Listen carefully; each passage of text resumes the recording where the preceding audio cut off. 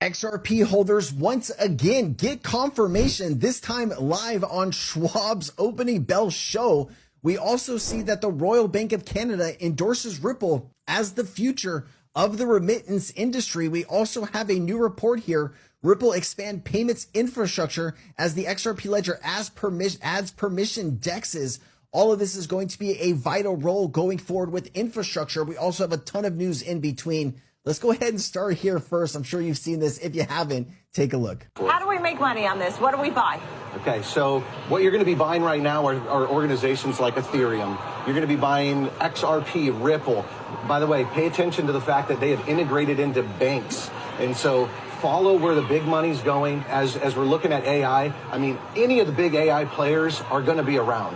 Right? It's just how do we actually get them integrated and what are the contracts that they're ultimately getting? And so remember, Ripple has been investing a lot in AI agent infrastructure, not only with G Treasury, but MasterCard and the new company they raised $5 million with other partners, T54. I think that Microsoft is going to do, pretty well in them. So I think that you're going to see variations of this move forward here into 2026 and to 2027. I think everyone's expecting a slightly different financial system coming. And so the answer to that is it's going to be stable coins. It's going to be cross-border transfers. It's going to be more efficient ways of doing things. And so a lot of these companies are not necessarily money. Like Ethereum isn't money.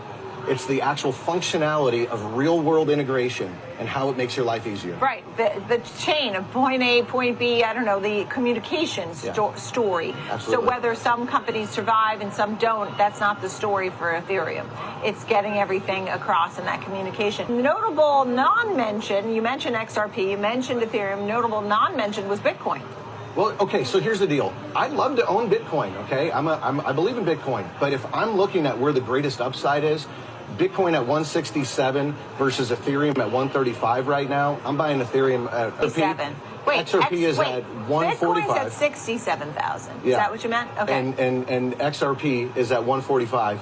And so the point is there's much higher upside, in my opinion, in the short term for Ripple as the integration gets out there. I think that Bitcoin could go down if we see the NASDAQ dip, but the integration play is going to be the XRP Ripple. My man had it so good, and we stumbled there at the end, but all good. I think we understand what you're trying to say here.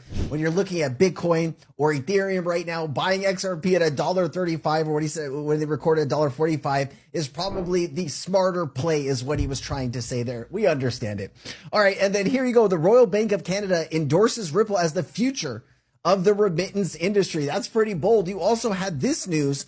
The Royal Bank of Canada Ripple partner has successfully completed the first bond issuance using Hyperledger Fabric. Now, you can use both Ripple and Stellar within the Hyperledger Fabric framework.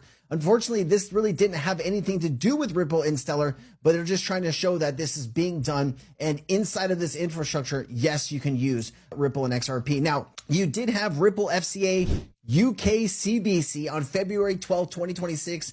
The UK CBC urges FCA to fast-track tokenization for fund stablecoins operations, public permission blockchains, and flexible disclosures in its CP2541 feedback. Ripple has already locked in the FCA EMI license and crypto asset registration, which is driving key Ripple advocates and reps Matthew Osborne and Casey Craddock. Matthew sits as Ripple's the UK CBDC Policy Council chair. Regulatory clarity is still fueling UK and US innovation adoption. Remember, there's a transatlantic partnership with the US and the UK, and Ripple has been in all of those meetings. Here is Matthew Osborne. This is Ripple's policy director for UK and Europe and key member inside the UK Crypto Asset Business Council. Now, if you take a look here, following Kraken's federal master account approval, it's worth noting that Ripple's policy director for Europe and the UK, Matthew Osborne, sits on the board of the UK Crypto Assets Business Policy Council, right next to the likes of Perry Scott from Kraken. So all of these industry, leaders are connected in some way.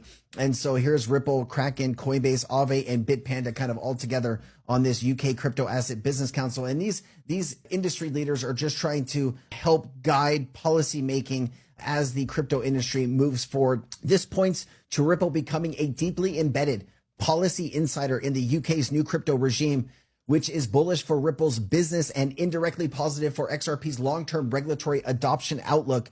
but it's not an immediate XRP price catalyst. So it's just kind of, they're there, they're a part of the conversation, and they are moving it forward.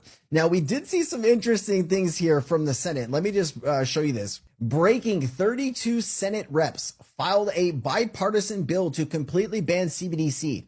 It's a huge win for crypto and maybe XRP. In a statement, with Representative Michael Cloud and 31 members of Congress pushed to permanently block a U.S. central bank digital currency, they don't want the government creating a digital dollar it can track or control. A central bank digital currency would expose every American to unconstitutional financial surveillance. Right now, the bipartisan 21st Century Road to Housing Act only includes a temporary restriction, and that is till 2030. It would end on December 31st, 2030. So in 2031, they could roll something forward, but they're trying to do a serious ban on here. And so if you're wondering, like, how could this help Ripple, here is the benefit, right, for RLUSD. RLUSD, Ripple's US dollar backed stablecoin, launched in late 2024 on the XRP ledger and on Ethereum, thrives without CBDC rivalry from dollar-denominated digital payments. The Genius Act frameworks legitimizes regulated private stablecoins like RLUSD via the New York Department of Financial Services approval, enabling institutional use in settlements on real-world assets. A CBDC ban shifts demand to compliant privates like RLUSD